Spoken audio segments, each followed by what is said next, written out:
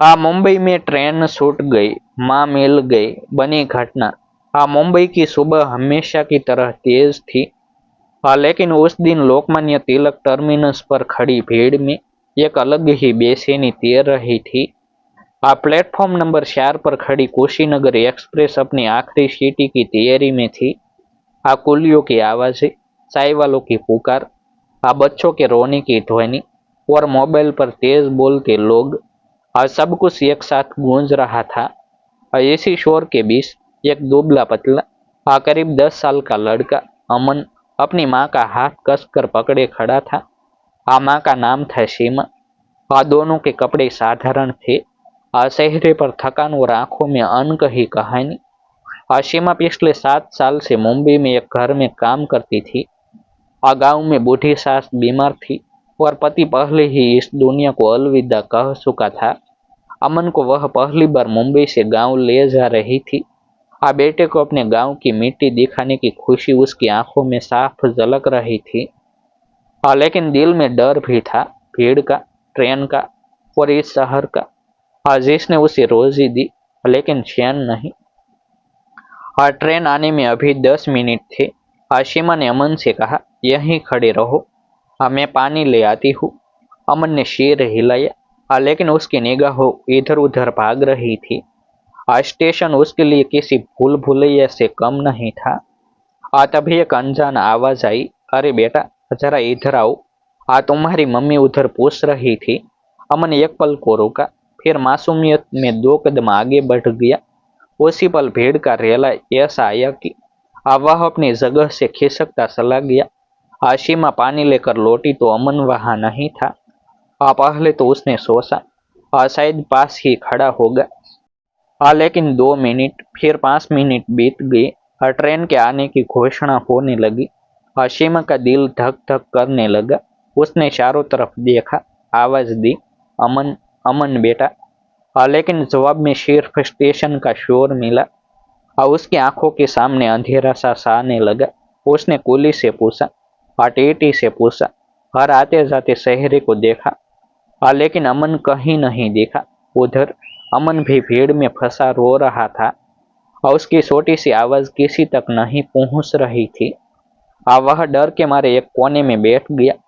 और उसी वक्त एक आधेड़ उम्र का आदमी असाधारण कपड़ों में, हाथ में अखबार लिए, उसके पास रुका। उसका नाम था रघुनाथ पाटिल, मुंबई में टैक्सी चलाने वाला। लेकिन उस दिन किसी काम से स्टेशन आया था। उसने अमन की लाल आंखें देखी तो पूछा, क्या हुआ बेटा? अमन ने रोते रोते बस इतना कहा, माँ खो गई। रघुनाथ ने उसे पानी पिलाया, शांत किया और स्टेशन मास्टर के कमरे की ओर ले गया। इधर सीमा की हालत बद से बदतर होती जा रही थी और ट्रेन प्लेटफॉर्म पर आ चुकी थी। उसके पास टिकट था, लेकिन उसका दिल बेटे के बिना कहीं नहीं जाना चाहता था। उसने ट्रेन में चढ़ने से इनकार कर दिया और लोगों ने समझाया, अगली ट्रेन पकड़ लेना, अभी चढ़ जाओ। लेकिन वह वहीं जमीन पर बैठ गई, आंखों से आंसू बहते रहे। ट्रेन ने सीटी दी और धीरे धीरे आगे बढ़ गई।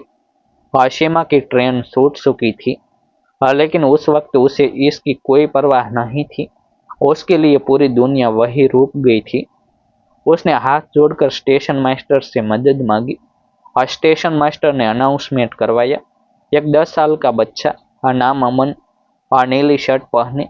अनाउंसमेंट में सुनते ही रघुनाथ चौकन्ना हो गया। उसने तुरंत अमन का हाथ पकड़ा और उसे लेकर बाहर आया। भीड़ के बीच 2 परेशान आत्माएं एक दूसरे को ढूंढ रही थी।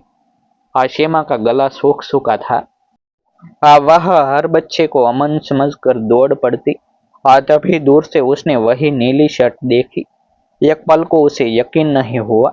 अगले ही पल वह चिल्लाई, अमन, अमन ने आवाज सुनी।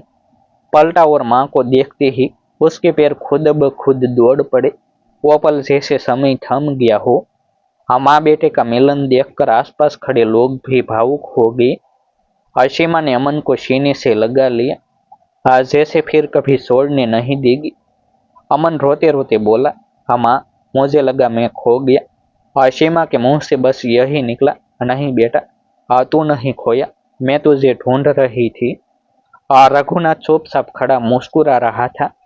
सीमा ने उसके पैर पकड़ लिए। भैया, आप भगवान हो।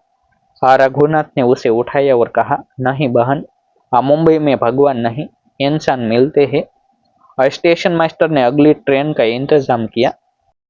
अमन की आंखों में अब डर नहीं बल्कि एक नई चमक थी। लेकिन यह कहानी यहीं खत्म नहीं होती। ट्रेन छूट गई थी।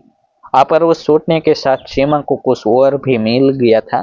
भरोसा, इंसानियत और एक ऐसा एहसास जिसने उसकी जिंदगी की दिशा बदल दी। अमन माँ की गोद में सिर रखे चुपचाप बैठा था। जैसे अभी भी डर कहीं आसपास मंडरा रहा हो। सीमा की हथेलियां उसके सिर पर फिर रही थी।